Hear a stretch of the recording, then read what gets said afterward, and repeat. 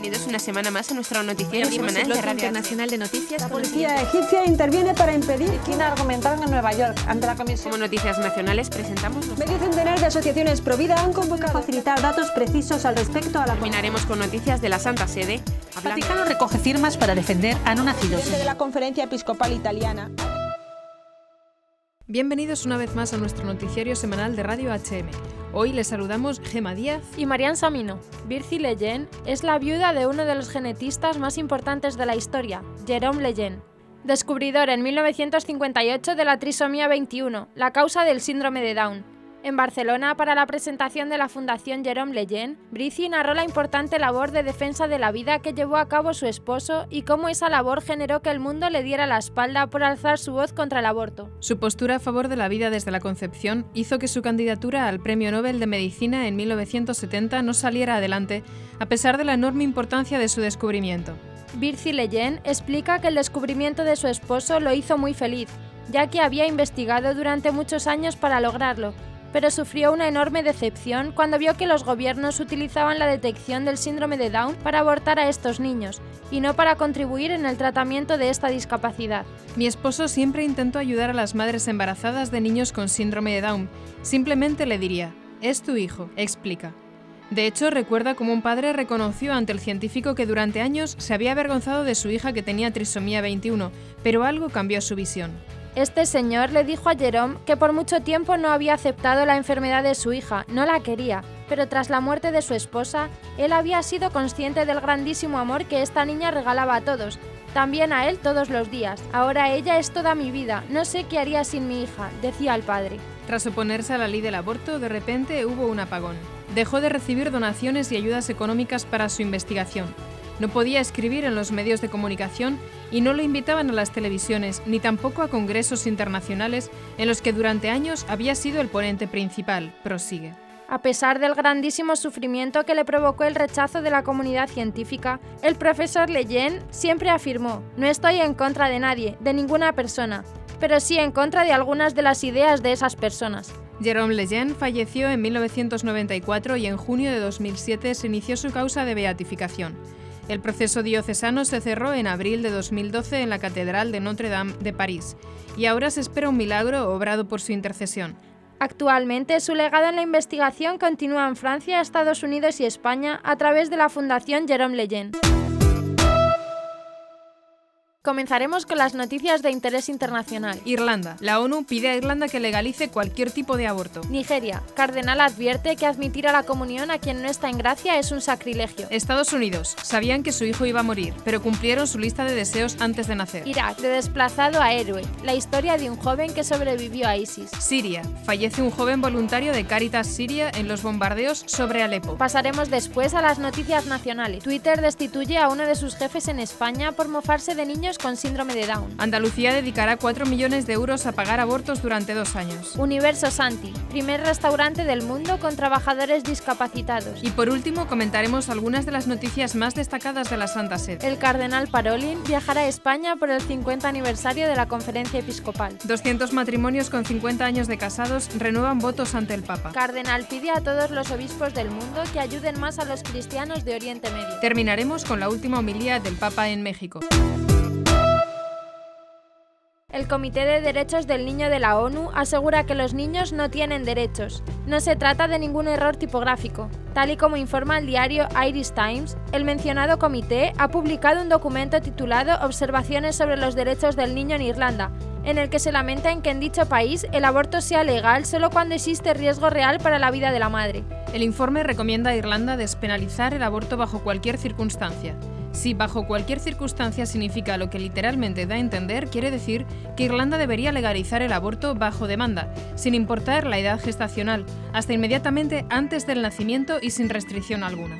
Esto significa también que bebés perfectamente saludables y viables podrían ser abortados sin haber de por medio sanciones de ningún tipo. Esto implicaría que un niño no tiene derecho a la vida. Si no tiene derecho a la vida, derecho que es el fundamento de todos los demás derechos, entonces carece por completo de derechos. El ministro irlandés para Asuntos de la Infancia, el Dr. James Reilly, se mostró feliz de haber tomado la iniciativa en este punto, muy a pesar de que una de las funciones de su cargo es la de proteger los derechos del niño. En lugar de privarlos de todos sus derechos, ha acogido favorablemente las observaciones, señalando que las mismas serán derivadas a las agencias y autoridades de gobierno competentes. La legalización de la matanza de bebés es una de las máximas prioridades del gobierno irlandés actual, ya que está convencido de que dicho paso es necesario para transformar a Irlanda en una nación moderna. Lo irónico es que esta absurda demanda por despojar a los niños de sus derechos es hecha en nombre de los derechos del niño. Pero quizás lo peor de todo es que ambos, tanto el Ministerio para Asuntos de la Infancia como el mencionado comité, reclaman estar formados por expertos independientes de reconocido carácter moral y competencia en el campo de los derechos humanos. El cardenal John Onaiyekan, arzobispo de Abuja, Nigeria, ha recordado la necesidad de respetar las condiciones en las que deben estar los fieles para recibir la Sagrada Eucaristía, algo que muchos católicos parecen dar por sentado hoy en día, pero no todos conocen bien. Dicho sacramento, ha advertido, no es lugar para una falsa corrección política.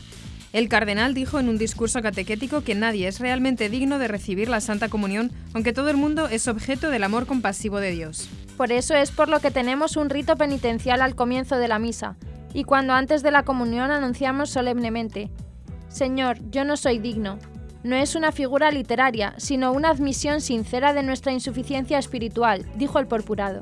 Permitir que cualquiera reciba la comunión durante la misa infligiría serios daños a la santidad de la Sagrada Eucaristía y perjudicaría tanto a la Iglesia individual como a la Iglesia en su sentido más amplio. El requerimiento habitual de estar en estado de gracia no puede arrojarse por la borda sin consecuencias espirituales negativas, tanto a nivel personal como eclesial. Por tanto, los que libremente ofrecen o aceptan lo que es inapropiadamente llamado hospitalidad eucarística a cualquiera que desee acercarse a la comunión están, en mi opinión, infligiendo un grave daño a la santidad de la Sagrada Eucaristía, sentenció el cardenal. Quisimos aprovechar al máximo su vida, dijeron sus padres al hablar sobre la importancia y el valor de la vida, incluso aunque sea demasiado corta. Sean Halley vivió solo 4 horas, pero sus padres afirman que se sienten afortunados porque vivió toda su vida entre los brazos de quienes más le querían. Dan Halley y su esposa Gina han querido contar la historia de su bebé, al que diagnosticaron anencefalia durante el embarazo. Se trata de una enfermedad rara con la que se reduce drásticamente la vida tras el parto. Sabían que iba a morir muy poco después de nacer, por lo que decidieron cumplir por él una lista de deseos antes del parto. A pesar de que el diagnóstico de la enfermedad fue devastador para ellos, siempre han considerado que era su hijo y nosotros éramos sus padres, y lo que queríamos era cuidar de él tanto como pudiéramos. Por ello decidieron que desde el vientre de su madre visitaría todos los lugares que a cualquier niño le gustaría ver. Todo comenzó cuando el matrimonio se dirigía de vuelta a casa por una carretera helada y sufrieron un accidente que por fortuna no dejó aparentemente heridos. Por precaución y como Gina estaba embarazada de unas 12 semanas, el matrimonio decidió ir al hospital para comprobar el estado del bebé. Aunque la ecografía que le realizaron no mostraba ningún daño, los análisis posteriores revelaron que el choque le provocó una hemorragia y les instaron a visitar un especialista. Gina cuenta que no entendió la preocupación de los médicos porque había visto cómo el bebé se movía en su interior, pero recibió las noticias que ningún padre espera oír. La tasa de supervivencia se reduce de manera muy significativa en casos de bebés con anencefalia. El doctor les propuso abortar. Ellos no dudaron en seguir adelante con su embarazo e hicieron pública la fecha prevista del nacimiento del bebé, al que decidieron llamar Sean Michael Halley. Fue un tiempo marcado por las lágrimas y la angustia en cada visita que realizaban a los médicos, pero nada les desanimó. Cada viaje estaba destinado para disfrutarlo con el niño que nos dio el título más grande del mundo, ser padres. Finalmente el pequeño nació. Sin salir siquiera de la habitación, el bebé fue bautizado acompañado por 23 familiares que le esperaban impacientes. Su vida duró unas pocas horas, pero sus padres estaban orgullosos que el caso de Sean sirva para concienciar a la sociedad que este tiempo deja una huella imborrable y cada vida es valiosa y debe ser protegida. El Estado Islámico expulsó a Ayman Hussein de su hogar en Kirkuk, Irak. En cambio, 18 meses después, este joven deportista de 23 años ha marcado el gol definitivo por el que la selección de fútbol de Irak podrá participar en los Juegos Olímpicos que se celebrarán en Río de Janeiro entre el 5 y el 21 de agosto. Hussein anotó el gol de la victoria en un partido agónico que enfrentaba a Irak contra Qatar de cara a la cita olímpica.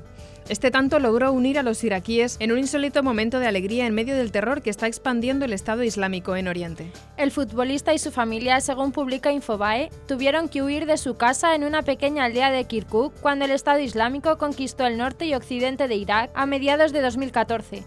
Su hermano, que trabajaba para la policía local, fue capturado por los extremistas y desde entonces se desconoce su paradero. Nadie conoce la historia sobre lo que sucedió realmente, ha asegurado Hussein, que nunca ha perdido la esperanza de volver a reunirse con su hermano. Su casa fue destruida y su madre, junto a sus hermanos, han encontrado refugio con otros familiares en Kirkuk. Hussein vive en Bagdad para poder jugar al fútbol. Su padre, sin embargo, murió en Bagdad en 2008 en un atentado por Al-Qaeda. No es la primera historia de terrorismo para mi familia y probablemente tampoco sea la última, ha señalado el joven Ayman. A Hussein no le gustan los elogios. Por eso, cuando un admirador le pide una fotografía, responde tímidamente.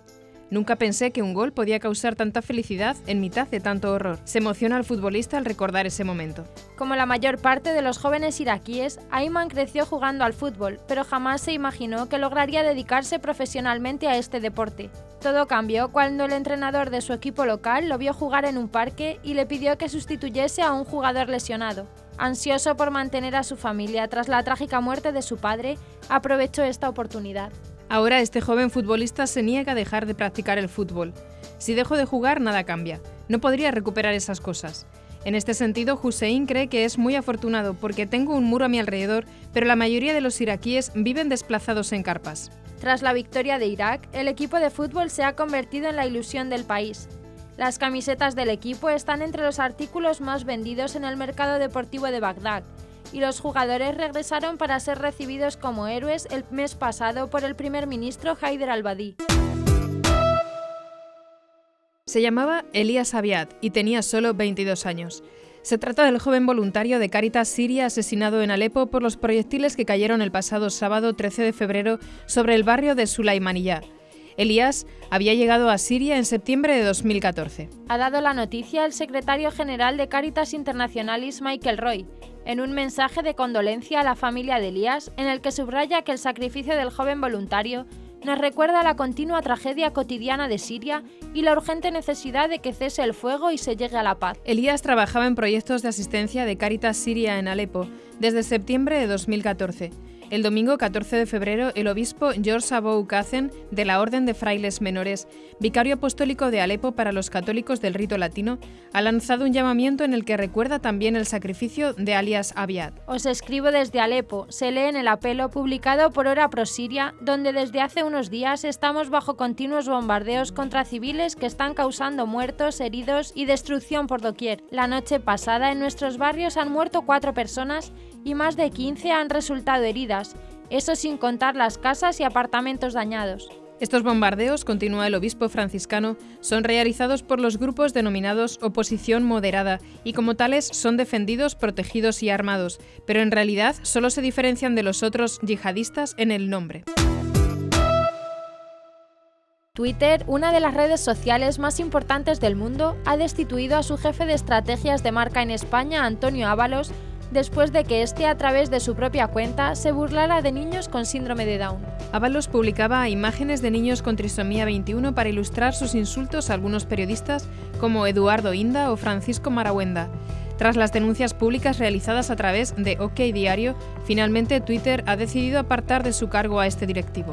Cuando se le recriminó que se mofara de estos niños, el propio Ábalos contestó a través de su cuenta de Twitter con un emoticono en el que se mostraba llorando de la risa, es decir, se reafirmaba en burlarse de ellos. De hecho, fue más lejos y más tarde escribió otro tuit que decía: se ha quedado una tarde estupenda para ver Trailer Park Boys en Netflix. En esta serie aparece el personaje simulando que tiene síndrome de Down y que el alto cargo de Twitter había utilizado para referirse a Eduardo Inda. La Junta de Andalucía, gobernada por el Partido Socialista con el apoyo de Ciudadanos, repartirá casi 4 millones de euros abortorios para ejecutar a más de 5.000 fetos durante los próximos 2 años. Así consta en el boletín oficial de la Junta, donde se publican los anuncios con el presupuesto de lo que eufemísticamente denominan interrupción voluntaria del embarazo, el precio de los contratos y la estimación del número de operaciones para acabar con la vida de los fetos.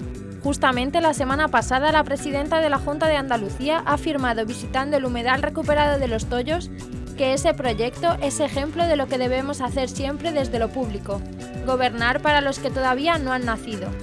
Cada decisión que tomamos tiene que proteger nuestro patrimonio natural para miles de andaluces que todavía no han venido al mundo, dijo la presidenta. La plataforma Provida Gaditana denuncia que el aborto en Andalucía está pagado con los impuestos de todos los andaluces, con los presupuestos destinados a mejorar la sanidad, que tiene tantas deficiencias en la comunidad autónoma, a construir centros asistenciales, a elevar la enseñanza andaluza, paliando la lacra de los más de 500.000 de jóvenes que ni estudian ni trabajan.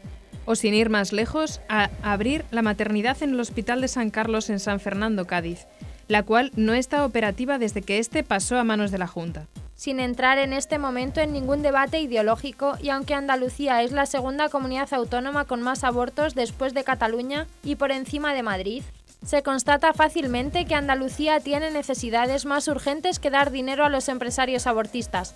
Es cuestión de prioridades. La alta cocina y la discapacidad se unen en Universo Santi, el primer restaurante con un servicio compuesto íntegramente por personas discapacitadas. Este proyecto solidario es además un homenaje de la familia, amigos y discípulos del chef Santi Santamaría, a su convicción de tender la mano a aquellos que más lo necesitan. El restaurante, situado en Jerez de la Frontera, Cádiz, contará con la simplicidad culinaria de la cocina mediterránea y la integración social, gracias a la Fundación Accesible, que ha contribuido a la reinserción laboral de personas con síndrome de Down. El presidente de la Fundación, Antonio Vila, ha asegurado que es un proyecto único en el mundo con un equipo único. Así, Universo Santi se convertirá en el único restaurante de alta cocina en el mundo con el 100% de su plantilla compuesta por personas de discapacidad. Un total de 42 jóvenes discapacitados formarán la plantilla de trabajadores, aunque previamente se formarán en alta cocina. Vila ha dirigido parte de la selección de personal porque defiende que el perfil de los chicos debe ser óptimo. Aunque los consideramos iguales que al resto de empleados, necesitan más tiempo de formación, pero estamos seguros que su rendimiento va a ser muy alto, asegura. Otro de los patrocinadores, el CEO de KV Seguros, Joseph Santacre, afirma que muchos jóvenes discapacitados por fin van a encontrar un futuro, una oportunidad de formación y de proyección profesional.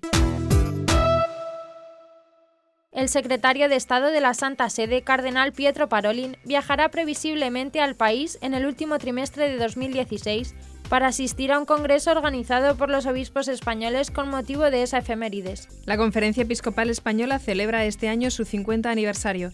Para conmemorar esa efemérides, se está trabajando en la celebración de 2 congresos internacionales. En la primera quincena de junio y en colaboración con la Universidad Pontificia de Salamanca, tendría lugar el primero, centrado en las conferencias episcopales.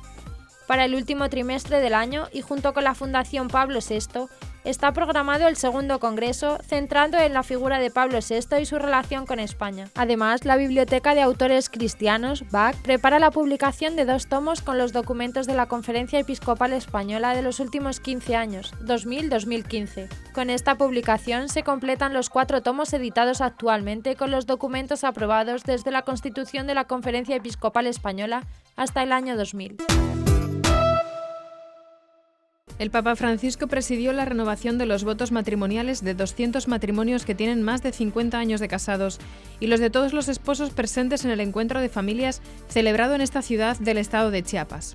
Antes de la renovación de los votos, el Papa afirmó que prefiere un hombre y una mujer como don Aniceto y su señora, con el rostro arrugado por las luchas de todos los días, que después de más de 50 años se siguen queriendo y ahí los tenemos.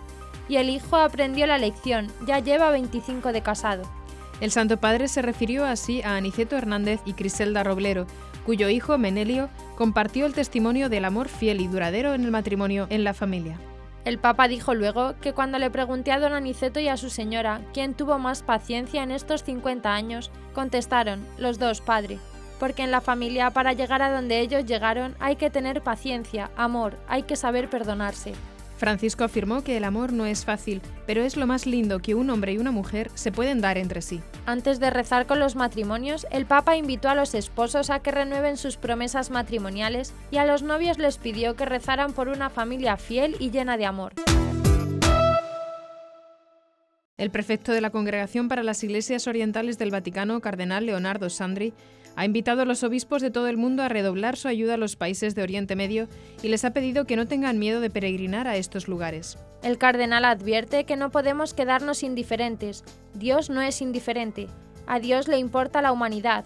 Dios no la abandona. Exprésese esto en el tender la mano para ofrecer generosamente la propia contribución y no se tenga miedo de continuar las peregrinaciones a los lugares de nuestra salvación, incluso procurando visitar en ellos las escuelas y los centros asistenciales, lugares donde se hacen cercanos a nosotros los cristianos locales y donde podemos escuchar sus testimonios. Así lo indica en la carta que envía cada año a los obispos de todo el mundo de cara a la colecta del Viernes Santo en favor de Tierra Santa y que se titula El Oriente de nuestra Redención. En ella pide redoblar la ayuda a los refugiados evacuados, niños y mayores. Los refugiados, los evacuados, los ancianos y los niños tienen necesidad de nosotros. En esta tierra de Oriente la gente muere, se es víctima de asesinatos y de raptos, se sufre cuando la familia es separada por las emigraciones y los éxodos, recuerda. Todo ello, según apunta, redobla el deber de ayudar, de hacer frente a las emergencias, de reconstruir y de encontrar nuevos modos y lugares de asistencia. No podemos quedarnos indiferentes. Dios no es indiferente. A Dios le importa la humanidad. Dios no la abandona, exclama. La colecta en favor de Tierra Santa se destina a los cristianos de Israel, los territorios palestinos, Jordania, Siria, Líbano, Chipre, Egipto, Etiopía e Eritrea, Turquía, Irán e Irak. El Papa Francisco celebró en su último día en México una misa multitudinaria en la frontera, visible a través de la red metálica desde donde se ve Estados Unidos. A un lado, Ciudad Juárez, y al otro lado, la ciudad de Texas, de El Paso. Una ubicación que conlleva una importante carga emotiva debido al drama de la migración que allí se vive cada día. El Santo Padre predicó sobre la relación entre misericordia y conversión. Miles de personas saludaron al Santo Padre durante el recorrido que le llevó desde el Seminario Arquidiocesano hasta el recinto ferial de Ciudad Juárez. Y una vez allí, otra gran multitud le esperaba entusiasmada para la celebración eucarística. Uno de los momentos más significativos y emocionantes fue cuando el Santo Padre dejó un ramo de flores en una gran cruz colocada justo en la frontera entre ambos países, y saludó y bendijo a los fieles que se encontraban al otro lado. Durante la homilía, el pontífice aseguró que siempre hay posibilidad de cambio. Estamos a tiempo de reaccionar y transformar, modificar y cambiar. Convertir lo que nos está destruyendo como pueblo, lo que nos está degradando como humanidad. La misericordia, subrayó, nos alienta a mirar el presente y confiar en lo sano y bueno que late en cada corazón. La misericordia de Dios es nuestro escudo y nuestra fortaleza, precisó Francisco. Además, explicó que no hay gloria más grande para un padre que ver la realización de los suyos. No hay satisfacción mayor que verlos salir adelante, verlos crecer y desarrollarse. Haciendo referencia al pasaje de la lectura sobre la destrucción de Nínive, el Santo Padre indicó que la misericordia rechaza siempre la maldad, tomando muy en serio el ser humano. Apela siempre a la bondad dormida, anestesiada de cada persona. Lejos de aniquilar, aseguró, la misericordia se acerca a toda situación para transformarla desde dentro. La gloria del Padre es la vida de sus hijos. No hay gloria más grande para un padre que ver la realización de los suyos. La misericordia nos alienta a mirar el presente y confiar en lo sano y bueno que late en cada corazón. La misericordia de Dios es nuestro escudo y nuestra fortaleza. Son las lágrimas las que logran sensibilizar la mirada y la actitud endurecida y especialmente adormecida ante el sufrimiento ajeno. Son las lágrimas las que pueden generar una ruptura capaz de abrirnos a la conversión. Así le pasó a Pedro después de haber renegado de Jesús. Lloró y las lágrimas le abrieron el corazón. Que esta palabra suene con fuerza hoy entre nosotros. Esta palabra es la voz que grita en el desierto y nos invita a la conversión.